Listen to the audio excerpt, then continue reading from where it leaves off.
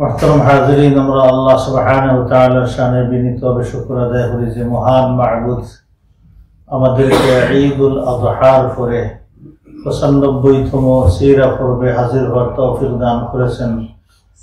আমরা মহান মা'বুদের কাছে বিনীতভাবে শুকর আদায় করি আলহামদুলিল্লাহ হামদান কাসীরান তাইয়িবান মুবারাকান ফীহি। আজকের আমাদের আলোচনা হচ্ছে আমাদের কন্টিনিউ ধারাবাহিক আলোচনা আল্লাহ রাসূলের ফতহ মক্কা অভিযান। রাসূলুল্লাহ সাল্লাল্লাহু আলাইহি ওয়াসাল্লাম কাবা ঘরের ভিতরে নামাজ আদায় করেছেন। নামাজ শেষ করে দরজার দুই সাইডে ধরে, কাবার ডোরের দুই সাইডে ধরে মানুষের উদ্দেশ্যে রাসূলুল্লাহ সাল্লাল্লাহু আলাইহি ওয়াসাল্লাম বক্তব্য দিয়েছেন। আমরা সেই বক্তব্যটা শেষ করেছিলাম। আমরা এখান থেকে আলোচনা শুরু করি যে বক্তব্যের শেষের দিকে রাসূলুল্লাহ সাল্লাল্লাহু আলাইহি ওয়াসাল্লাম যে কয়েকটা কথা বলেছিলেন, এর মধ্যে একটা ছিল ইয়া মা'শারা কুরাইশ, হে কুরাইশরা, ইন্নাল্লাহা ক্বাদ আযহাবা আনকুম নাখওয়াতাল জাহিলিয়া ওয়া তা'আযযামুহা বিল আবা। হে কুরাইশরা, আল্লাহ তাবারাকা ওয়া তাআলা তোমাদের থেকে নিয়ে গেছেন, অর্থাৎ ধ্বংস করেছেন জাহিলি যুগের সমস্ত অহংকার, গৌরব, এই সবগুলো আল্লাহ তাবারাকা ওয়া তাআলা ধ্বংস করে দিয়েছেন। দুই নম্বর, বাপ-দাদাদেরকে নিয়ে যে বড়াই করা, তোমরা বড়াই করতে, অহংকার করতে, সেটিকেও ধূলিসাৎ করে দিয়েছেন। এটা ছিল জাহেলিয়তের যুগে কুরাইশদের সবচেয়ে বড় পথভ্রষ্টতার একটা মাধ্যম ছিল, যে তারা তাদের খুব বেশি ভিতরে অহংকার, গৌরব ছিল। আর বাপ দাদার বংশ নিয়েও তারা বড়াই করতো, গৌরব করতো, অহংকার করতো। আল্লাহ তাবারাকা ওয়া তাআলা সেটিকেও ধ্বংস করে দিয়েছেন। আল্লাহ রাসূল বললেন যে আন-নাস মিন আদম, মানুষ আদম থেকে, ও আদম মিন তুরাব, আদমকে আল্লাহ বানিয়েছেন মাটি থেকে, অতএব গৌরবের কিছু নাই। রাসূলুল্লাহ সাল্লাল্লাহু আলাইহি ওয়াসাল্লামের প্রথম কথাটা ছিল স্পেসিফিক কুরাইশদের জন্য। শেষ কথাটা, আগর কথাটাকে রাসূলুল্লাহ সাল্লাল্লাহু আলাইহি ওয়াসাল্লাম এস্টাবলিশ করে দিয়েছেন কিয়ামত পর্যন্ত মানব গোষ্ঠীর জন্য, শেষের কথা দিয়ে, যে আদমকে আল্লাহ বানিয়েছেন মাটি থেকে, আর তোমরা আদমের সন্তান, মানে তোমাদেরকে আল্লাহ মাটি থেকেও বানান নাই, আরো দুর্বল জিনিস থেকে বানিয়েছেন। অতএব তোমাদের কোনো অধিকার নাই, রাইট নাই এই দুনিয়াতে অহংকার করে চলাফেরা করবে। এই জন্য অহংকার একটা বড় ধরনের অপরাধ। তারপর রাসূলুল্লাহ সাল্লাল্লাহু আলাইহি ওয়াসাল্লাম তিলাওয়াত করলেন ইয়া আইয়ুহান নাস ইন্না খালাকনাকুম মিন যাকারিন ওয়া উনসা ওয়া জাআলনাকুম শুউবান ওয়া ক্বাবাইলা লিতাআরাফু ইন্না আকরামাকুম ইনদাল্লাহি আতকাকুম ইন্নাল্লাহা আলীমুন খাবীর। এই আয়াত আল্লাহ রাসূল তিলাওয়াত করলেন। তিলাওয়াতের পরে আল্লাহ রাসূল কুরাইশদের উদ্দেশ্যে বললেন যে হে কুরাইশেরা, আজকে তোমরা আমার কাছ থেকে কি ধরনের আচরণ প্রত্যাশা করো, আশা করো? এত বেশি তোমরা আমাকে নির্যাতন দিয়েছো, আমার বিরুদ্ধে তোমরা প্রোপাগান্ডা চালিয়েছো। আজকে আল্লাহ তাবারাকা ওয়া তাআলা তোমাদেরকে হিউমিলিয়েট করেছেন। আল্লাহ আমাকে তোমাদের উপরে ক্ষমতা দিয়েছেন, তোমাদের প্রত্যাশা কি আমার কাছে? তখন তারা প্রশংসা করতে শুরু করলো আল্লাহ রাসূলের। বলল যে আপনি আমাদের একজন দয়াশীল ভদ্র ব্রাদার, আমাদের সমাজের সর্বোচ্চ বংশের ভদ্র পরিবারের একজন ভাইয়ের সন্তান। এইভাবে তারা প্রশংসা শুরু করলো আল্লাহ রাসূলের। তখন রাসূলুল্লাহ সাল্লাল্লাহু আলাইহি ওয়াসাল্লাম বললেন, তাহলে আমি তোমাদেরকে বলছি, যেমন ইউসুফ আলাইহিস সালাম তার ভাইদের উদ্দেশ্যে বলেছিলেন লা তাসরিবা আলাইকুমুল ইয়াউম, তাহলে আজকে তোমাদের বিরুদ্ধে আমার কোনো অভিযোগ নাই, কমপ্লেইন নাই, তোমাদেরকে আমি সাধারণ ক্ষমা ঘোষণা করলাম, সাধারণ ক্ষমা তোমাদেরকে আমি ঘোষণা করে মাফ করে দিলাম। লা তাসরিবা আলাইকুমুল ইয়াউম ইয়াগফিরুল্লাহু লাকুম ওয়া হুয়া আরহামুর রাহিমিন। এই ঘোষণার পরে আল্লাহ রাসূল বললেন, এখন থেকে তোমরা মুক্ত স্বাধীন।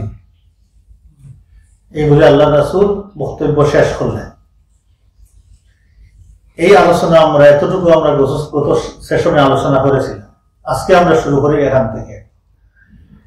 সেই দিন রাসূলুল্লাহ সাল্লাল্লাহু আলাইহি সাল্লাম এই বক্তব্যের শেষেই ঘোষণা করেছিলেন, আকাবিরে মুজরিমিন, প্রত্যেক সমাজেই কিছু বড় বড় অপরাধী আছে, এদেরকে বলা হয় আকাবিরে মুজরিমিন। কোরআনের ভাষায় আকাবিরে মুজরিমিহা লিয়ামকুরু ফিহা, প্রত্যেক সমাজে অপরাধী আছে, অপরাধের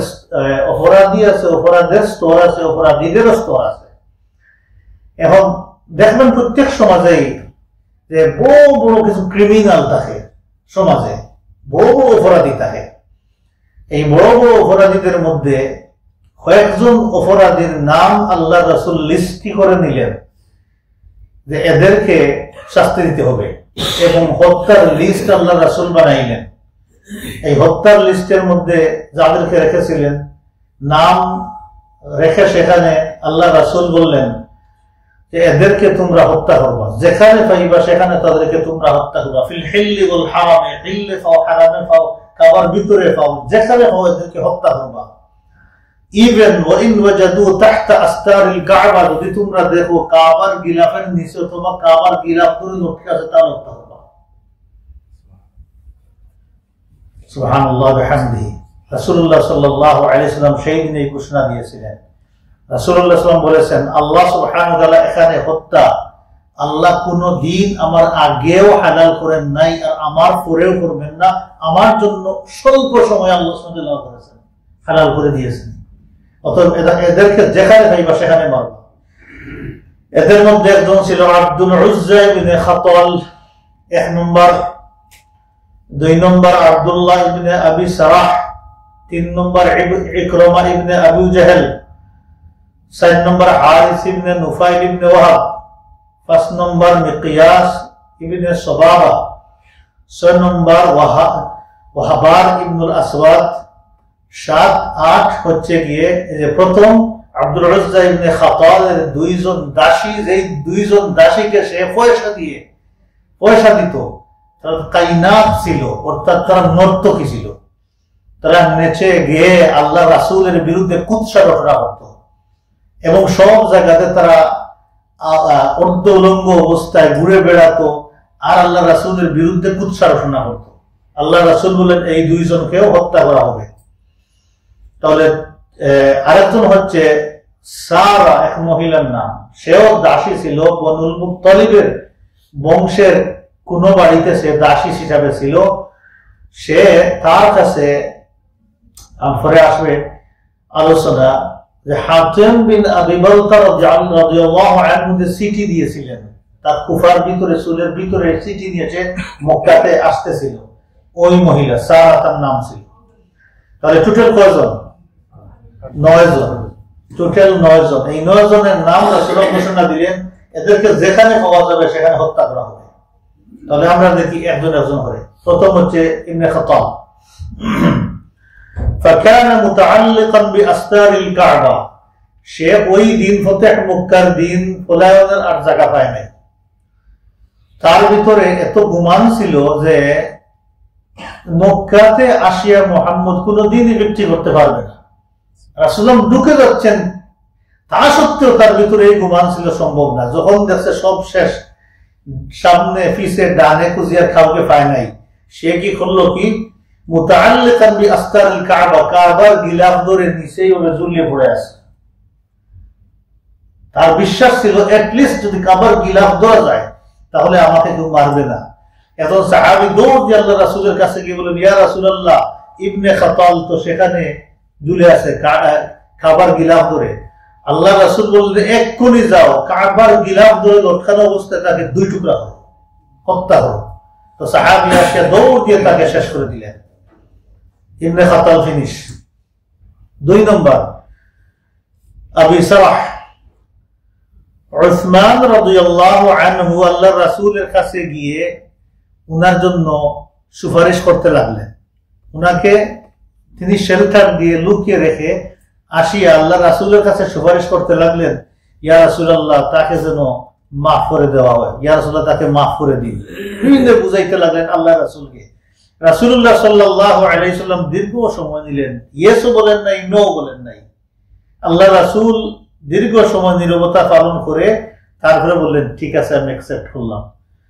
সে তওবা করে আল্লাহ রাসূলের কাছে আসিয়া মুসলমান হয়ে গেছে এবং সে বাকি জীবন মুসলমানের উপরে থেকে ভালো মুসলমান হিসাবে দুনিয়াতে বিদায় হয়েছে।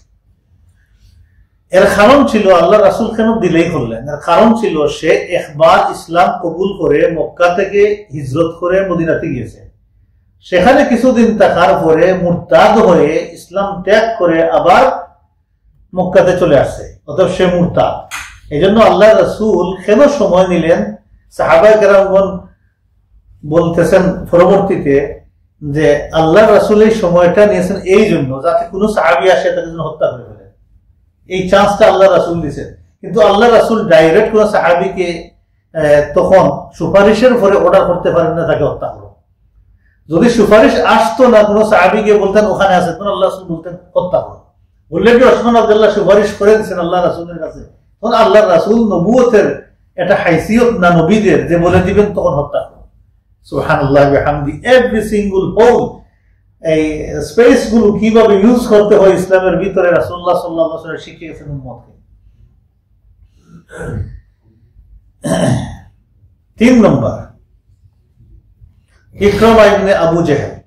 ইকরামা ইবনে আবু জেহেল প্রথম দিকে সে প্রতিরোধ করতেছিল। যখন তার সঙ্গী সাথীরা 12 জন নিহত হয়ে গেল, তখন সে পলায়ন করে মক্কাতে ঢুকে নাই, মক্কার বাহিরে সে প্রতিরোধে ছিল। সেখান থেকে দৌড়িয়ে পলায়ন করতে লাগলো। দৌড়াইতে দৌড়াইতে সে জিদ্দার সিপুটে, সে রেড সির সিপুটে আসিয়া সে নিজেকে হাইড করলো এবং শিপের জন্য অপেক্ষা করতেছিল ইয়েমেনে সে পলায়ন করবে। এমন সময় উনার স্ত্রী রাসূলুল্লাহ সাল্লাল্লাহু আলাইহি সাল্লামের কাছে গিয়ে শাহাদা পড়ে মুসলমান হয়ে গেলেন।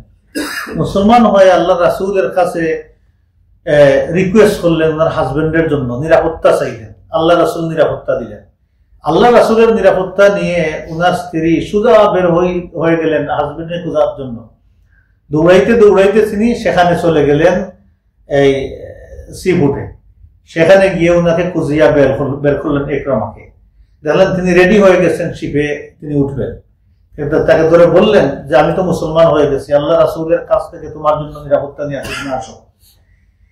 স্ত্রী সেখান থেকে ধরে নিয়ে আল্লাহ রাসূলের কাছে নিয়ে আসলেন এবং তিনি শাহাদা পড়ে মুসলমান হয়ে গেলেন। শেষ পর্যন্ত ইকরামা শক্ত মুসলমান হয়ে গিয়েছিলেন এবং শক্ত মুজাহিদ হয়ে গিয়েছিলেন। অনেক যুদ্ধ শেষ জমানায় তিনি করেছেন, হাত্তাল ইন্তেকাল, মউত পর্যন্ত। এমনও যুদ্ধের মধ্যে ঘটেছে, তিনি বলেছেন যে যখন কাফির ছিলাম তখন তো জানের কোনো পরোয়া করি নাই, যুদ্ধ করেছে, এখন ইসলামের জন্য আল্লাহর জন্য করবো, পরোয়া করবো কেন? কঠিন পরিস্থিতিতেও তিনি অস্ত্র চালিয়েছেন শেষ পর্যন্ত। ইকরামা রাদিয়াল্লাহু আনহু শেষ পর্যন্ত শক্ত সাহাবীতে পরিণত হয়েছিলেন। 4 নম্বর, হারিস। এই ব্যক্তিটা আল্লাহ রাসূলকে মক্কাতে খুবই কষ্ট দিত, মানে কথার দ্বারা, আচরণ দ্বারা গালিগালাজ করতো। আর বলা হয়েছে তাফসীরের ভিতরে শাদীদুল আযা, মানে ভয়াবহ কষ্ট দিত আল্লাহ হাবিবকে রাসূলুল্লাহ সাল্লাল্লাহু আলাইহি সাল্লামকে। সেও মক্কাতে লুকিয়েছিল। এই ইনফরমেশনটা আলী রাদিয়াল্লাহু আনহুর কাছে গেল। আলী রাদিয়াল্লাহু আনহু তরবারি নিয়ে তাকে হত্যা করলেন, দুনিয়া থেকে জাহান্নামে পাঠিয়ে দিলেন। 5 নম্বর, মাকিস ইবনে সাবাওয়া। নুমাইলা ইবনে আব্দুল্লাহ রাদিয়াল্লাহু আনহু খবর পাইলেন সে নির্দিষ্ট একটা জায়গাতে লুকিয়ে আছে, তিনি গিয়ে তাকে হত্যা করলেন। কে করলেন? নুমাইলা ইবনে আব্দুল্লাহ রাদিয়াল্লাহু আনহু। মিকয়াস, এই ব্যক্তিটার কপাল পোড়া। সে এক সময় মক্কা থেকে ইসলাম কবুল করে হিজরত করে মদিনাতে গেছে। অনেকদিন সেখানে ছিল মদিনাতে, কিন্তু সামহাও তার ভিতরে ইগো চলে আসছে, হিংসা, ইসলামের প্রতি হিংসা চলে আসছে। সে একজন সাহাবীকে, আনসারী সাহাবীকে হত্যা করে ইসলাম ত্যাগ করে আবার সে মক্কাতে চলে আসছে। রাসূলুল্লাহ সাল্লাল্লাহু আলাইহি সাল্লামের ফতহ মক্কার দিন নুমাইলা ইবনে আব্দুল্লাহ রাদিয়াল্লাহু আনহু তাকে জাহান্নামে পাঠিয়েছে। 6 নম্বর, হাবার ইবনুল আসওয়াদ। এই ব্যক্তিটা আল্লাহ রাসূলের ফ্যামিলিকে বিশেষভাবে টার্গেট করত এবং কষ্ট দিত। আল্লাহ রাসূলের মেয়ে যায়েনাব রাদিয়াল্লাহু আনহা যেদিন হিজরত করতেছেন, হাওদার উপরে তিনি আছেন হেভিলি প্রেগনেন্ট, ওনার কষ্ট হচ্ছে হাওদায় উঠতেও, তিনি খুব কষ্ট করে হাওদায় উঠেছেন, উঠে তিনি হিজরত শুরু করেছেন, মদিনার দিকে আসবেন। এই নাফরমান আসিয়া জায়নাব রাদিয়াল্লাহু আনহার হাওদাতে এমন ভাবে ধাক্কা দিছে যে ওনাকে উড়াইয়া একটা পাথরের উপরে ফেলে দিয়েছে। ইমিডিয়েটলি মিসক্যারেজ হয়ে বাচ্চা বেরিয়ে আসছে। এইভাবে আল্লাহ রাসূলের ফ্যামিলিকে নির্যাতন দিত। সেই ব্যক্তি ওই দিন লুকিয়ে আছেন।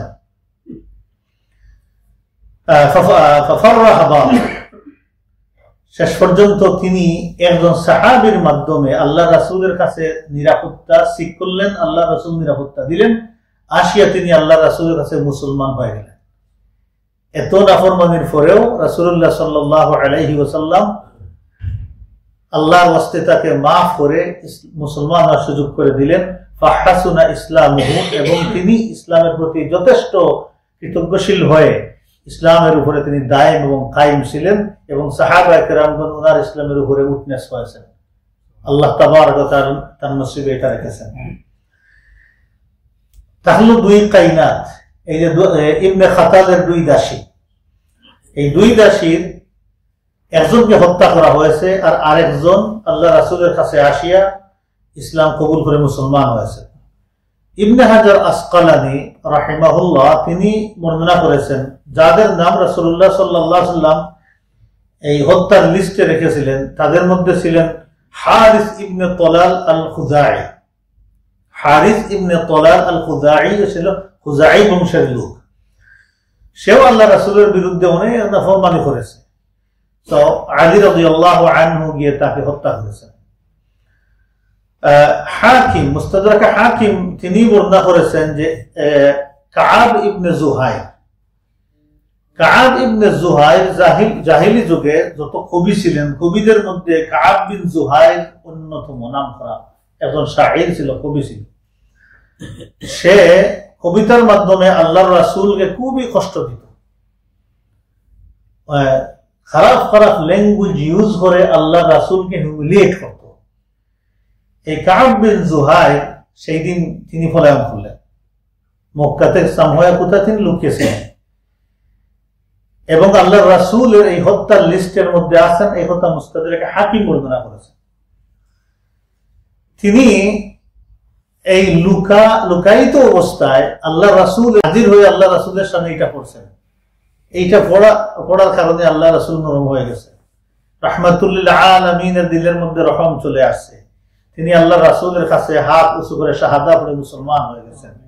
এরপর থেকে তিনি কবিতা দিয়ে ইসলামের যে জিহাদ করেছেন, রাসূলের প্রশংসা করে বাসিয়ে দিয়েছেন যে পৃথিবীর ইতিহাসে এমন কবি আর পয়দা হইবেও না, আর ইসলামের ডিফেন্সের জন্য এমন কবি আর ছিল না অতীতে, আর ভবিষ্যতে হবে কিনা আল্লাহ জানে। কাআব বিন জুহাইরের ভূমিকা ছিল এমন।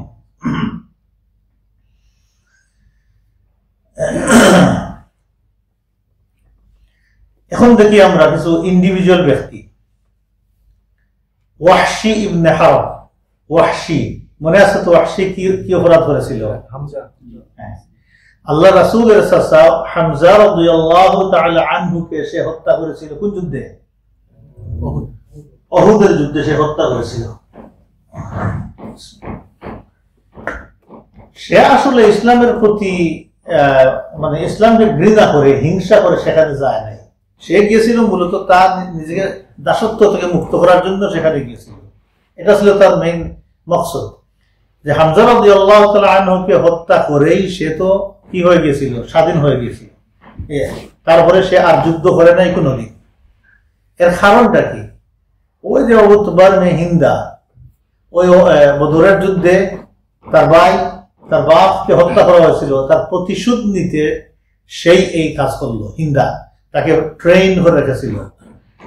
সেই ওয়াহশী আল্লাহ রাসূলের কাছে আসিয়ে মুসলমান হবেন, কিন্তু বর্ণনার মধ্যে আছে তার নামও আল্লাহ রাসূলের হত্যার লিস্টিতে ছিল, বা এইগুলোর ব্যাপারে সফট কর্নার ছিল, যেভাবে ইবনে খাতালের ছিল এইভাবে ছিল না, র্যাঙ্কের মধ্যে নিচে ছিল। সো সামহাউ সে রিকোয়েস্টটা পাঠিয়ে দিল আল্লাহ রাসূলের কাছে। আল্লাহ রাসূল অ্যাকসেপ্ট করলেন এবং বললেন তাকে আমার সামনে আনিও না, তাকে তার মুখ আমি দেখতে চাই না। অতএব সে খাবার পরে আল্লাহ রাসূলের কাছে আসিয়া সে শাহাদাত পড়ে মুসলমান হয়ে গেল। মুসলমান হয়ে সে রিগ্রেট করলো যে এইভাবে আমি একজন দ্বীনের মুজাহিদকে দুনিয়া থেকে বিদায় করে দিলাম। আল্লাহ যেন আমাকে সে ঔদ করলো, আল্লাহর কাছে চাইলো আল্লাহ যেন আমাকে একটা তাওফিক দান করেন যাতে আমি অদূর ভবিষ্যতে এমন একজন বড় কাফিরকে দুনিয়া থেকে উঠাই দিতে পারি, জান্নাতে পাঠিয়ে দিতে পারি তার রিপ্লেসমেন্ট হিসাবে। আল্লাহ তাবারক ওয়া তাআলা এই সুযোগটা তাকে দিয়েছিলেন। মুসাইলামাতুল কাজ্জাবকে তিনি হত্যা করেছিলেন, আল্লাহ পাক এই সুযোগ ওনাকে দিয়েছেন। এখন রইল হিন্দা বিনতে উতবা, হিন্দার বলা। হিন্দাকে এই উতবার মেয়ে আবু সুফিয়ানের স্ত্রী। আবু সুফিয়ান তো আগেই মুসলমান হয়ে গেছেন। আবু সুফিয়ানের স্ত্রী হিন্দা, সেও চুপি চুপি সারে আল্লাহ রাসূলের কাছে আসিয়া শাহাদা পড়ে মুসলমান হয়ে গেল। শেষ পর্যন্ত হিন্দাও মুসলমান হয়ে গেল। তারপরে থাকলো এই যে দুই কাইনাতের কথা বলেছিলাম আর সারার কথা বলেছিলাম, এই দুইজন। এদের পরে থাকলো যে উম্মে সাআদ, একজন মহিলা ছিল, সেও আল্লাহ রাসূলের বিরুদ্ধে কুৎসা রটনা করত, তাকে হত্যা করা হয়েছে। অতএব সকল বর্ণনা থেকে পাওয়া যায় 8 জন পুরুষকে হত্যা করা হয়েছে আর 6 জন নারীকে হত্যা করা হয়েছে। এটা বিভিন্ন বর্ণনা থেকে পাওয়া যায়। এটা হচ্ছে শেষ। এখন আমরা আরেকটা বর্ণনার দিকে যাই। মক্কার বড় লিডার ছিল তখনকার যুগের সফওয়ান ইবনে উমাইয়া। তার ব্যাপারটা আমরা দেখি। সফওয়ান ইবনে উমাইয়া বড় লিডার ছিল, ইসলামের ভয়াবহ দুশমন ছিল, কিন্তু হত্যার লিস্টে তার নাম ছিল না। আল্লাহ রাসূল যাদেরকে ঘোষণা করেছেন হত্যার জন্য সেখানে তার নাম ছিল না। সে ফতেহ মক্কার দিন নিজেকে লুকিয়ে রাখলো এবং খুবই শঙ্কিত, আতঙ্কগ্রস্ত হয়ে লুকিয়েছিল নিজের নফসে জানের বয়ে, এবং সে কোথাও সংহয়ার পলায়ন করল। উমাইর ইবনে ওয়াহাব আল জামহি রাদিয়াল্লাহু আনহু আল্লাহ রাসূলের কাছে আসিয়া তার জন্য নিরাপত্তা চেক করলেন, সিকিউরিটি চাইলেন। রাসূলুল্লাহ সাল্লাল্লাহু আলাইহি ওয়াসাল্লাম কবুল করলেন এবং বললেন, ঠিক আছে, তোমার জন্য আমি তাকে নিরাপত্তা দিলাম এবং যাও তুমি এই পাগড়িটা নিয়ে তাকে তুমি দিও। আল্লাহ রাসূল এক্সট্রা দয়া দেখাইলেন। যে পাগড়ি পরে রাসূলুল্লাহ সাল্লাল্লাহু আলাইহি ওয়াসাল্লাম ফতেহ মক্কার দিন মক্কাতে ঢুকেছিলেন, সেই পাগড়ি দিয়ে বললেন, যাও এটা তুমি সফওয়ান ইবনে উমাইয়াকে দিয়ে দাও। তিনি খোঁজাখুঁজি করে সেটা নিয়ে সফওয়ান ইবনে উমাইয়াকে ফাইলেন এবং দিলেন। সফওয়ান ইবনে উমাইয়াকে নিয়ে তিনি চলে আসলেন, বললেন, আমি আল্লাহ রাসূলের কাছ থেকে নিরাপত্তা নিয়ে আসি, তোমার অসুবিধা হবে না। আল্লাহ রাসূলের কাছে এসে বললেন, ইয়া রাসূলুল্লাহ, আমি তাকে নিয়ে আসি, একটু সময় দিন, তাকে আমি দিনটা বুঝাই, 2টা মাস আমাকে সময় দিন। আল্লাহ রাসূল বললেন, যাও, তোমাকে আমি 4 মাস সময় দিলাম। In the mean time Safwan ibn Umayya রাসূলুল্লাহ সাল্লাল্লাহু আলাইহি সাল্লামের কাছে আসিয়া শাহাদা পড়ে মুসলমান হয়ে গেলেন। আরেকজন ফুদালা ইবনে উমাইর, আরেক বড় লিডার, উনি ভয়াবহ সাহসী ছিলেন, খুব দুর্দর্শ ছিলেন। ফুদালা কান রাজুলান জারিআন জাআ ইলা রাসূলিল্লাহ। তিনি ফতেহ মক্কার দিন রাসূলুল্লাহ সাল্লাল্লাহু আলাইহি ওয়াসাল্লাম তওয়াফ করতেছেন, তরবারি নিয়ে আল্লাহ রাসূলের কাছাকাছি চলে আসছেন আল্লাহ রাসূলকে হত্যা করার জন্য। গোপনে গোপনে এই তরবারিটা লুকিয়ে আল্লাহ রাসূলের কাছাকাছি চলে আসছেন। আল্লাহ রাসূল বললেন, ফুদালা, তুই তো আসছ আমাকে হত্যা করতে, তুই হত্যা হতে পারবে না। সে বলল, ইয়া রাসূলুল্লাহ, আপনি কেমনে জানলেন আমি হত্যা করার জন্য আপনার কাছে আসছি? আশহাদু আন্নাকা রাসূলুল্লাহ, আমি সাক্ষী দিচ্ছি আপনি আল্লাহর রাসূল। আশহাদু আল্লা ইলাহা ইল্লাল্লাহ ওয়া আশহাদু আন্না মুহাম্মাদান রাসূলুল্লাহ। তিনি শাহাদা পড়ে মুসলমান হয়ে গেলেন, হত্যা করতে এসে মুসলমান হয়ে গেলেন। সংক্ষিপ্ত একটা আলোচনা করি। এরপরে রাসূলুল্লাহ সাল্লাল্লাহু আলাইহি ওয়াসাল্লামের একটা হাদিস, উমিরতু আন উকাতিলান নাস হাত্তা ইয়াশহাদু আল্লা ইলাহা ইল্লাল্লাহ ওয়া আন্না মুহাম্মাদুর রাসূলুল্লাহ। আমি আদিষ্ট হয়েছি, বুখারী মুসলিম শরীফের হাদিস, আমি আদিষ্ট হয়েছি যে মানুষ এই সমস্ত কুরাইশ মুশরিকদেরকে হত্যা করতে, যতক্ষণ পর্যন্ত না তারা বলবে আশহাদু আল্লা ইলাহা ইল্লাল্লাহ। রাসূলুল্লাহ সাল্লাল্লাহু আলাইহি ওয়াসাল্লাম এই ঘোষণা দিয়েছেন, উমিরতু বিয-যাবহি, আমি রাসূলুল্লাহ আল্লাহ পাঠিয়েছেন যারা শাহাদা দিবে না তাদের হত্যা করতে। এই ঘোষণা আল্লাহ তাআলা মক্কায় দিয়েছেন। আমাকে ফাটিয়েছেন যারা শাহাদা পড়বে না হত্যা করতে। কোনো পারমিশন নাই বেলা শাহাদা ছাড়া আমাদের সোসাইটি বসবাস করতে। এই ঘোষণার কারণে দেখা গেল মানুষ দলে দলে আসে মুসলমান হইতে শুরু করলো, আর তো দেখা যাবে না। আমরা অনেকেই যারা মনে করি আজকালকার যুগে ইসলাম সবাইকে দেখার সুযোগ দিয়েছে এক সোসাইটিতে, ইসলাম শুধুমাত্র ইসলামী সমাজে ইহুদি নাসারাদেরকে পারমিশন দিয়েছে সার্টেন এরিয়াতে থাকবে, সার্টেন কালচারের মধ্যে থাকবে, সার্টেন মার্কেট এবং কালচার নিয়ে থাকবে। তারা মুসলমানদের সমাজে আমভাবে ঘোরাফেরা করতে পারবে না, মুসলমানদের কালচার নিয়ে তারা চলাফেরা করতে পারবে না, তারা জিজিয়া দিয়ে জিম্মি হিসাবে মুসলমানদের মধ্যে থাকবে। এতটুকু। মুশরিকদের কোনো জিম্মি নাই, ইসলাম প্রতিষ্ঠা হবে, এটার নাম দিন। আল্লাহ পারমিশন দেন নাই, কথা হচ্ছে এটাই। কিন্তু আজকালকের যুগে আমাদের সমাজে ভুল ছড়াইতে আমরা ওই যে হক আর বাতিলকে একসাথে করতে করতে মিশ্রিত করার কারণে মেন মানসিকতা আমরা কি হয়ে গেছে, হজবরল হয়ে বসে আছে যে বাতিলের সাথে হক মিশ্রিত হওয়ার কারণে আমরা হকটা বলতে ভয় করি। একথা বললেই বলবে হ্যাঁ এটা কেমনে হইল।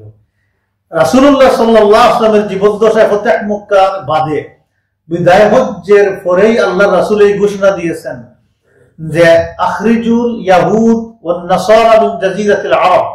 পুরা জাজিরায়ে আরব ইসলামের ছায়াতলে চলে আসছে, বুখারী শরীফের হাদিস। কোন মুশরিক নাই, একজনও মানুষ মুশরিক ছিল না যে সে মূর্তি পূজা করত। এন্টায়ার আরবের ভিতরে ছিল না, কারণ পারমিশন ছিল না। মুশরিক থাকতেই পারবে না, মুসলমান হইতেই হবে, সবাই মুসলমান। তাহলে থাকলো কারা? ইয়াহুদ ওয়ান নাসারা। আল্লাহ রাসূল সেই ঘোষণা দিয়েছেন আখরিজুল ইয়াহুদ ওয়ান নাসারা মিন জাজিরাতিল আরব, জাজিরায়ে আরব থেকে, আরব পেনিনসুলা থেকে যারা ইহুদি আছে না আর খ্রিস্টান আছে এদেরকে তোমরা এক্সাইল করে দাও, বের করে দাও, এখানে পিওর করে দাও, মানে একদম পরিষ্কার করে দাও।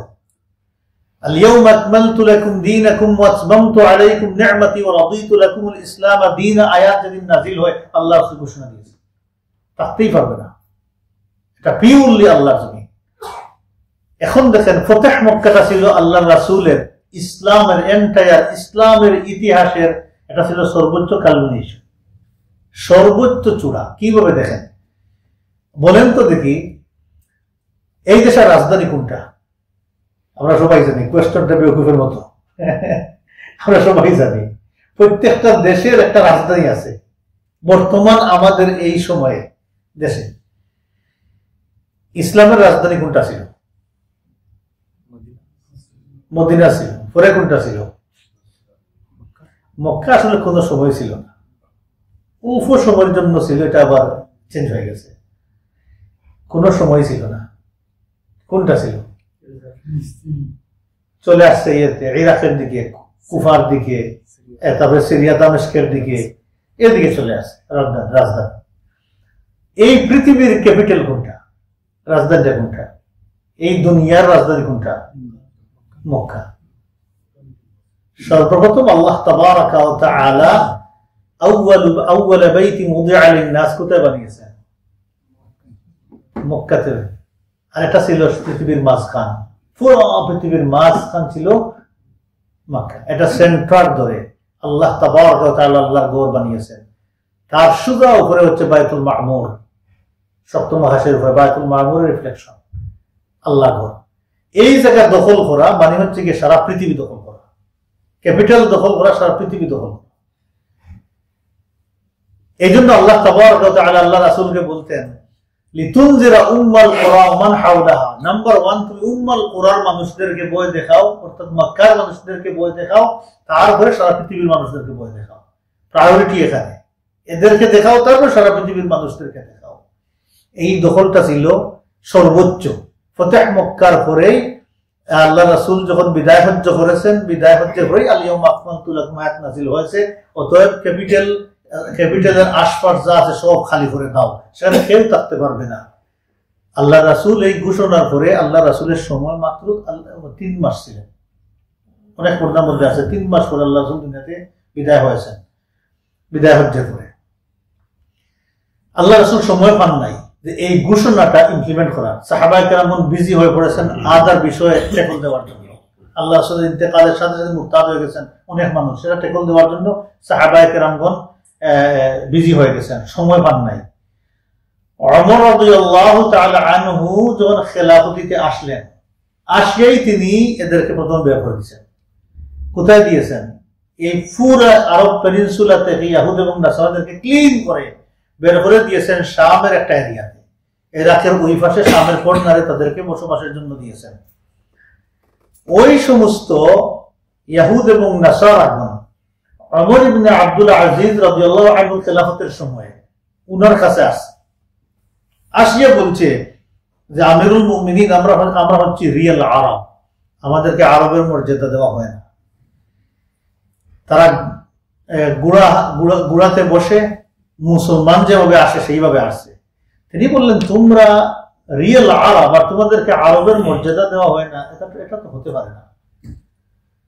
তারা বলল যে আসল কথা হচ্ছে আমিরুল মুমিনিন নাহনু নাসারা, আমরা খ্রিস্টান, এই কারণে আমার দেওয়া হয় না।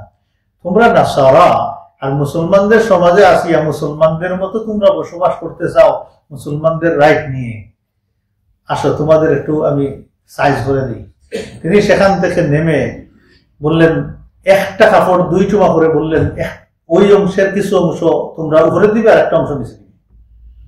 হাওদাতে এক সাইডে পাও রাখতো, একটা কেটে দিলে দিয়ে বললেন এক সাইডে পাও রাখবার লটকাই দিবা, এটা হচ্ছে তোমাদের শেয়ার, তোমরা এইবার এইভাবে তিনি রুলিং দিলেন, কনস্টিটিউশনাল রুলিং দিয়ে বললেন, এখন যদি তোমরা মুসলমানদের সমাজে মুসলমানের মতো বসবাস করতে চাও, আসলিমু তাসলিমু, মুসলমান হয়ে যাও, তোমরা নিরাপদ হয়ে যাও, মুসলমানদের মতো হয়ে যাবে। আল্লাহ রাসূলের এই রুল সাহাবা কেরাম অ্যাপ্লাই করেছেন। এজ এ রিজাল্ট আমরা আলোচনা করবো ইনশাআল্লাহ আগামী সেশনে, কেন মানুষ এই দলে দলে আসিয়া ইসলামের ছায়াতলে আসলো, এত তাড়াতাড়ি ইসলাম সারা পৃথিবীতে ছড়িয়ে ছিটিয়ে পড়লো, মুসলমান হয়ে গেল কিভাবে? মুসলমানদের রুলিং এর কারণে। 13 বছর রাসূলুল্লাহ দাওয়াতি জিন্দেগিতে 13 বছর কাটিয়েছেন মক্কাতে, কতজন মুসলমান আছেন? Less than 300। আর এক ফতেহ মক্কার দিন হাজার হাজার মানুষ মুসলমান হয়েছে, অগণিত মানুষ মুসলমান হয়ে গেছে। এটাই হচ্ছে দাওয়াত। 2 ধরনের, একটা হচ্ছে দাওয়াত ইলাল্লাহ, সফট দাওয়াত, যেটা মানুষদেরকে লা ইলাহা ইল্লাল্লাহ দাওয়াত দিবেন, কোরআন পড়ে শোনাইবেন, ওয়াজ নসিহত করবেন। আর একটা হচ্ছে জিহাদ ফি সাবিলিল্লাহ দাওয়াত। এবং জিহাদ ফি সাবিলিল্লাহ দাওয়াতের মাধ্যমে আল্লাহর দ্বীন সবচেয়ে বেশি উপরে উঠে, আল্লাহর দ্বীন প্রতিষ্ঠিত হয় এবং সবচেয়ে বেশি মানুষ মুসলমান হয়। দেখেন না এই কত হিংসুক হিন্দা, কোনদিন সে কি ইসলাম কবুল করতো, মুসলমান হইতো? আরেকজন ব্যক্তির নাম বলি, আমর বিন, তার নামটা কি ভুলে গেলাম, সে নেগোশিয়েটর ছিল, আমর বিন নুফাইল, তারটা ভুলে যাচ্ছে। এনিওয়ে ইনশাআল্লাহ সেও মুসলমান হয়েছে, সেও যুদ্ধে গিয়েছিল আল্লাহ রাসূলের আল্লাহ রাসূলের বিরুদ্ধে। তার নামটা ইনশাআল্লাহ আমি আলোচনার মধ্যে আসলে আমি পরে বলবো ইনশাআল্লাহ। যাই আমরা পরে আলোচনার দিকে যাই। রাসূলুল্লাহ সাল্লাল্লাহু আলাইহি ওয়াসাল্লাম কাবা ঘরের যে চাবি নিয়েছিলেন কার কাছ থেকে? তালহা ইবনে উসমান, ওনার কাছ থেকে চাবি নিয়েছিলেন রাসূলুল্লাহ সাল্লাল্লাহু আলাইহি ওয়াসাল্লাম। আল্লাহ রাসূল মসজিদে হারামে বসলেন এক জায়গাতে, আলী রাদিয়াল্লাহু আনহু এই চাবিটা নিয়ে, ওনার কাছ থেকে আলী রাদিয়াল্লাহু চাবি নিয়েছিলেন। চাবি নিয়ে আল্লাহ রাসূলের কাছে গিয়ে বললেন, ইয়া রাসূলুল্লাহ ইজমা লানা আল হিজাবা মা সিকায়া, ইয়া রাসূলুল্লাহ হিজাবাটাকে সিকায়ার সাথে আপনি দায়িত্ব দিয়ে দিন, মানে 2টা রেসপন্সিবিলিটিকে একজনের হাতে দিয়ে দিন। এই রিকোয়েস্ট কি করলেন? হিজাবা একটা রেসপন্সিবিলিটি, সিকায়া একটা রেসপন্সিবিলিটি। হিজাবা হচ্ছে গিয়ে কাবা ঘরের রক্ষণাবেক্ষণের দায়িত্ব, রেসপন্সিবল যে হবেন, লিডার যে হবেন কাবা ঘর দেখাশোনা করা, তিনি ওনাকে বলা হয় হিজাবা। আর সিকায়া হচ্ছেন যিনি হাজিদেরকে হজ্জের মৌসুমে পানি পান করান, সিকায়া। তো এটা ছিল আরেকটা পদ, এই 2টা পদকে একটা করে দিন ইয়া রাসূলুল্লাহ। এই রিকোয়েস্টটা আলী রাদিয়াল্লাহু করেছেন। অন্য বর্ণনার মধ্যে আছে আল্লাহ রাসূলের চাচা আব্বাস রাদিয়াল্লাহু আনহু এই রিকোয়েস্টটা করেছিলেন। রাসূলুল্লাহ সাল্লাল্লাহু আলাইহি ওয়াসাল্লাম ইয়েস নো কিছুই বলেন। আল্লাহ রাসূল ডাক দিলেন যে উসমান ইবনে তালহা কোথায়? উসমান ইবনে তালহাকে নিয়ে আসো। উনাকে ডাকা হলো, উনাকে আল্লাহ রাসূলের কাছে আনা হলো। আল্লাহ রাসূল তাকে বললেন, হুনাকা এই নেও তোমার চাবি, মিফতাহুকা, এই নেও তোমার চাবি, তোমার হাতেই চাবি থাকবে। আল ইয়াউমা ইয়াউমু বিররুন ওয়া ওয়াফাউন, আজকের দিন হচ্ছে ভালো ব্যবহারের দিন, সওয়াবের দিন, নেক কাজের দিন এবং অঙ্গীকার পূরণের দিন। আজকের দিন হিংসা বিদ্বেষের দিন নয়। নেও, এটা তোমার কাছে চাবি থাকবে, তুমি নিয়ে যাও। চাবি দেওয়ার সময় আল্লাহ রাসূল বললেন, খুযুহা খালিদাতুন তালিদাতুন লা ইয়ানজিউহা মিনকুম ইল্লা যালিমুন, এই চাবি নেও, চিরস্থায়ী ভাবে তোমার কাছে এই চাবি থাকবে, অর্থাৎ তোমার কওমের কাছে এই চাবি থাকবে, জালিম ছাড়া তোমার কাছ থেকে আর কেউ চাবি নিবে না। আজ পর্যন্ত উসমান বিন তালহা রাদিয়াল্লাহু আনহুর বংশের কাছে এই চাবি। এত জালিম আসছেন শাসক এই মুসলমানদের ভিতরে, কোন জালিম, বড় মাপের জালিমও এই চাবি আনতে যান নাই উনার কওমের কাছ থেকে, কারণ যেই আনবে সেই ডাইরেক্ট আল্লাহ রাসূলের এই হাদিসের আলোকে জালিম হয়ে যাবে। এই বয়ে জালিমও জানি আনতে, কারণ তার সে যে জালিম তার উপরে প্রুফ পড়ে যাবে সে জালিম। এই জন্য চাবি কেউ নেয় নাই, আজ পর্যন্ত কেউ নেয় নাই, উনার ফ্যামিলিতেই আছে। তারপরে আল্লাহ রাসূল বললেন, ওয়া উসমান ইন্নাল্লাহ আস্তামানাকুম, আল্লাহ তাবারাকা ওয়া তাআলা তার ঘরের জন্য তোমাদেরকে আমানতদারির দায়িত্ব দিয়েছেন। আল্লাহর ঘরটাকে তোমরা দেখাশোনা করবা। আল্লাহ রাসূল ওসিয়ত করলেন যে উসমান, আল্লাহর ঘরটাকে তোমরা দেখাশোনা করবা, আল্লাহ এই দায়িত্ব তোমাদেরকে দিয়েছেন, আমি রাসূলুল্লাহ এই দায়িত্ব দেই নাই। ওই ফ্যামিলি এখনো এই দায়িত্বে আছেন।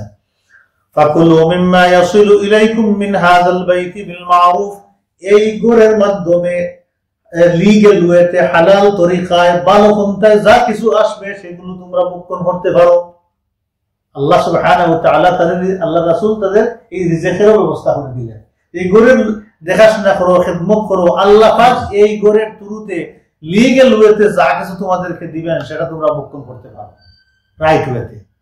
এখান দ্বারা অনেক অনেক মাসলা বের করেছেন ফুকাহে কেরামগণ, আমরা এদিকে গেলে লম্বা হয়ে যাবে সিরাতের আলোচনা। আরেকটা পয়েন্ট নিয়ে আমরা আলোচনা করি, সেই এখন রাসূলুল্লাহ সাল্লাল্লাহু আলাইহি ওয়াসাল্লাম এই চাবি গোছানোর পরে রাসূলুল্লাহ সাল্লাল্লাহু আলাইহি ওয়াসাল্লাম উম্মে হানির ঘরে গিয়ে প্রবেশ করলেন। উম্মে হানি কে? আবু তালিবের মেয়ে, আলী রাদিয়াল্লাহু তাআলা আনহুর বোন উম্মে হানি। ওনার ঘর থেকে আল্লাহ রাসূলের কি হয়েছিল? মেরাজ হয়েছিল। আল্লাহ রাসূল সেখানে যাইতেন, উনি সবার বড় ছিলেন এই ভাই বোনদের মধ্যে। আল্লাহ রাসূলের তাহলে কি চাচা বোন। তো রাসূলুল্লাহ সাল্লাল্লাহু আলাইহি ওয়াসাল্লামকে উনি খুবই মহব্বত করতেন, আল্লাহ রাসূলও মহব্বত করতেন। মাঝে মধ্যে দেখবেন বড় বড় কোনো ফ্যামিলি তাহলে সবাই সেখানে যায়, সুখ দুঃখ ওনাকে সবাই বলতে থাকে, আছে না অনেক ফ্যামিলির ভিতরে। তো উনি খুব মহব্বত করতেন, আল্লাহ রাসূলও মহব্বত করতেন। আল্লাহ রাসূল উম্মে হানির ঘরে গেলেন, গিয়ে আল্লাহ রাসূল শাওয়ার করলেন, গোসল করলেন, কাপড় চোপড় চেঞ্জ করলেন। আল্লাহ রাসূল ঘরের এক কর্নারে গিয়ে 8 রাকাত নামাজ আদায় করলেন। সেই দিন কয় রাকাত নামাজ আদায় করলেন? 8 রাকাত নামাজ আদায় করলেন। এই সময়টা ছিল দুহার সময়, সালাতুদ দুহার সময়। এজন্য অনেক মুহাদ্দিসিনগণ বলেছেন সালাতুদ দুহা 8 রাকাত পর্যন্ত। কেউ কেউ একটু বাড়িয়ে মতামত দিয়েছেন যে 12 রাকাত পর্যন্ত পড়া যায় সালাতুদ দুহা। তবে হ্যাঁ, সকালে দুহা, সূর্য যখন পুরা লালটা গরম থাকে তখন আল্লাহ রাসূল আদায় করেছেন। আবার আরেক গ্রুপ মুফাসসিরিন বলেছেন না, এই নামাজটা সালাতুদ দুহার সময় আল্লাহ রাসূল পড়লে ও সালাতুল ফাতহের নামাজ ছিল, বিজয়ের নামাজ, অর্থাৎ সালাতুল শুকর ছিল, শুকরের নামাজ ছিল। তো প্রথম অপিনিয়নটা গালিবান ভেরি হেভি, যে আল্লাহ রাসূল সালাতুদ দুহার আদায় করেছেন, দুহার নামাজ আদায় করেছেন, শুকরিয়াতান দুহার আদায় করেছেন নামাজ 8 রাকাত। আল্লাহ রাসূলের সেই নামাজ সেই দিন ছিল তাকরিবান এভরিথিং, অর্থাৎ আল্লাহ রাসূল যত সময় কেরাত করেছেন অনুমান করে সেই সময় পরিমাণ আল্লাহ রাসূল রুকুতে ছিলেন, সেই সময় পরিমাণ আল্লাহ রাসূল সিজদাতে ছিলেন, সেই সময় পরিমাণ আল্লাহ রাসূল তাশাহুদের মধ্যে কাটিয়েছেন। অর্থাৎ সমান বা মুতাওয়াসিয়ান সমান করে আল্লাহ রাসূল 8 রাকাত নামাজ আদায় করেছেন। কার ঘরে? উম্মে হানির ঘরে।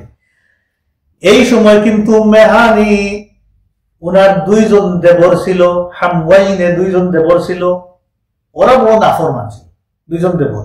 এই 2 জনকে তিনি ঘরের কর্নারে আবার লুকিয়ে রেখেছেন, উনি নিরাপত্তা দিয়েছেন, কিন্তু সাহস করতেছেন না আল্লাহ রাসূলের কাছে আসিয়া এদের জন্য নিরাপত্তা ঠিক করবেন, আশ্রয় দিয়েছেন, সাহস করতেছেন না। আর আলী রাদিয়াল্লাহু আনহু খুঁজতেছেন, বারবার যাইতেছেন, উম্মে হানির করে বলতেছেন এই ওই দুই ফান্ডা কোথায়, এদেরকে হত্যা হবে হাতের বাড়ি হাতে নিয়ে। দেখলেন বাঁচানো আর সম্ভব নয়। আল্লাহ রাসূলের কাছে নামাজ শেষ হয়ে বললেন, ইয়া রাসূলুল্লাহ, আমার দুই দেবরকে আমি আশ্রয় দিয়েছি ইয়া রাসূলুল্লাহ, ওরা তো নাফরমান ছিল। রাসূলুল্লাহ সাল্লাল্লাহু আলাইহি ওয়াসাল্লাম এত মহব্বত করতেন উম্মে হানিকে, বললেন উম্মে হানি যাদেরকে আশ্রয় দিয়েছেন আমি রাসূলুল্লাহ তাকে আশ্রয় দেই। আল্লাহ রাসূলের ঘোষণার পরে আলী রাদিয়াল্লাহু আনহু তরবারি রেখে দিয়েছেন, আর কাজ হবে না, আর খুঁজাখুঁজি করেন নাই মারার জন্য। এখন সালাতুদ দুহা শেষ, যোহরের সময় চলে আসছে, ফতেহ মক্কার দিনের বর্ণনা, যোহরের সময় চলে আসছে। রাসূলুল্লাহ সাল্লাল্লাহু আলাইহি সাল্লাম বেলাল রাদিয়াল্লাহু আনহুকে বললেন, ও বেলাল, আজকে তুমি মদিনাতে আজান দাও, আজকে তুমি মক্কাতে আজান দাও। কোথায় গিয়ে আজান দিবা বেলাল? যাও তুমি কাবা ঘরের উপরে উঠে আজান দাও, যোহরের আজান। ঘোষণা শেষের সাথে সাথে বেলাল রাদিয়াল্লাহু আনহু ক্লাইম্বিং করে উঠে কাবার উপরে উঠে আল্লাহু আকবার আজান শুরু করেছেন। আল্লাহু আকবার, একবার দিন পূর্ব দিকে, একবার দিন পশ্চিম দিকে, আর একবার দক্ষিণ দিকে, আর একবার উত্তর দিকে ঘুরে ঘুরে আজান দিচ্ছেন। আল্লাহু আকবার, আল্লাহ মানে তিনি এখন কোথায় দিচ্ছেন? মনের যত শক্তি আছে সব উজাড় করে মক্কা মুকাররমাতে কাবা ঘরের ছাদের উপরে উঠে আল্লাহ তাকবীর দিতেছেন, আজান দিচ্ছেন। যোহরের নামাজ সর্বপ্রথম মক্কাতে, ফতেহ মক্কার পরে কোথায় খেয়ে দিয়েছেন?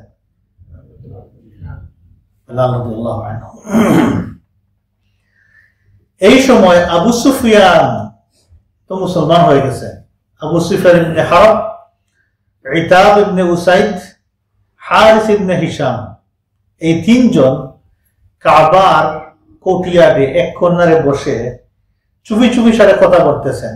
ইতাব বলতেছেন, ইতাব ইবনে উসাইদ, ওনার ফিতা ছিল উসাইদ, তিনি বলতেছেন লাকাদ আকরামাল্লাহু উসাইদান, আল্লাহ আমার ফিতা উসাইদকে বড় সম্মানিত করেছেন।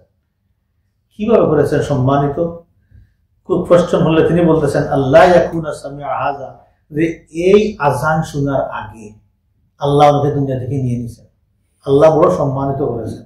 নাফরমান আজকাল অনেক মানুষ আছে না, বুঝে না কোনটা সম্মান আর কোনটা অসম্মান, বুঝে না। অনেক সমাজে খুব মানুষ আছে সম্মানকে অসম্মান মনে করে আর অসম্মানকে সম্মান মনে করে।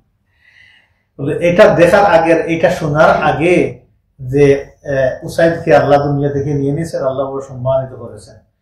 হারিস বলল তোমরা শুনো রে ভাই, আল্লাহর কসম করে বলতেছি, লাউ আ'লামু আন্নাহু হাক্কুন লাত্তাবা'তুহু, যদি আমি জানতাম এই দিন মুহাম্মদের, এই দিন, এই মিশনটা সত্য, তাহলে আমি সর্বপ্রথম অনুসরণ করতাম, আমি অনুসরণ করতাম। এটা সত্য জানলে মানে কি?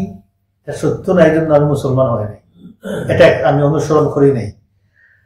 আবু সুফিয়ান বলল তোমরা শোনো, আল্লাহর কসম, লা আকুলু শাইআন, আজকে আমি একটা কথাও মুখ দিয়ে বার করবো না, আমি চুপ। তোমরা বুঝতেছো না, আমি যদি একটা কথা মুখ দিয়ে বের করি, সেই কথা বের করার আগেই মুহাম্মদের কাছে চলে যাবে, তিনি জানতে পারবেন। তারা এই কথা বলতেছে, আসমকা রাসূলুল্লাহ সাল্লাল্লাহু আলাইহি ওয়াসাল্লাম তাদের কাছে সামনে হাজির। তারা বুঝতে পারেনি যে আল্লাহ রাসূলের দিকে আসতেছে, আসে হাজির আল্লাহ রাসূল। বলে এই তোমরা কি বলতেছো, এই তুই এই বলতেছ, এই বলতেছ, তুই এই বলতেছ, এই বলতেছ। আল্লাহ রাসূল ইঙ্গিত করে তার সময় বলে দিলেন, তোমরা এই কথাগুলো বলছো না। সাথে সাথে তারা দুইজন, এই উসমান, ইতাব আর হারিস, এই দুইজন তারা বলল যে আল্লাহর কসম, আমরা যখন এই কথাগুলো বলি তখন তো এখানে আর কেউ ছিল না, আমাদের কথা যে মুহাম্মদের কাছে দিবেন পাস করে, তাহলে জানলেন কেমনে? তারা বলল, ফাকালা, দুইজন বলল, নাশহাদু আন্নাকা রাসূলুল্লাহ, আমরা সাক্ষী দিচ্ছি আপনি আল্লাহ রাসূল, তাতে কোনো সন্দেহ নাই। আশহাদু আল্লা ইলাহা ইল্লাল্লাহ, পরে তারা মুসলমান। এই পর্যন্ত শেষ ফতেহ মক্কার দিনের আলোচনা। ফতেহ মক্কার দিনের পরের দিনের আলোচনা আমরা নেক্সট সেশনে করবো ইনশাআল্লাহ। করে ওই চ্যাপ্টার ক্লোজ করে দিয়ে আমরা হুনাইনের যুদ্ধের দিকে যাবো ইনশাআল্লাহ। তাহলে এই পর্যন্ত আমরা যা আলোচনা করলাম, এই আলোচনার ভিতরে আমাদের অনেক শিক্ষণীয় বিষয় আছে আর অনেক চিন্তারও বিষয় আছে। আল্লাহ রাসূলের মিশনটাকে পিওরলি যদি আমরা চিন্তা করি, দেখবেন আল্লাহর দিন বড় তাজিমের দিন, বড় সম্মানিত দিন। এটা আল্লাহর দিন, আল্লাহ তাবারক ওয়া তাআলার সামনে আল্লাহর দিনের সাথে আশিকের ঘেঁষাঘেঁষি করো। আল্লাহ ছাড়া শুধু আল্লাহর দিন থাকবে, এখানে বাতিলের কোনো অংশগ্রহণ থাকবে না। আল্লাহ দিন দিয়েছেন সারা পৃথিবীর মানুষদেরকে দিনের মাধ্যমে হেদায়ত দিয়ে জান্নাত দিতে। আর আল্লাহ চান না যে আমার দিনও তা হোক, মুশরিকও হোক, আর শেষ পর্যন্ত জাহান্নাম আর পর্যন্ত জান্নাত। আল্লাহর দিন হচ্ছে ফয়সালা। এই জন্য তাবারাকাল্লাযী নাযালাল ফুরকান, আল্লাহ ফুরকান দিয়েছেন, সত্য মিথ্যার পার্থক্যকারী আল্লাহ বিধান দিয়েছেন। সত্য মিথ্যার পার্থক্যকারী লিডার হিসেবে রাসূলুল্লাহ সাল্লাল্লাহু আলাইহি ওয়াসাল্লাম আল্লাহ পাক দিয়েছেন। আর সত্য মিথ্যার পার্থক্যকারী হিসেবে যে আল্লাহ তাবারক ওয়া তাআলা উম্মতকে দিয়েছেন, তারাও এই মিশন চালিয়ে যাবে।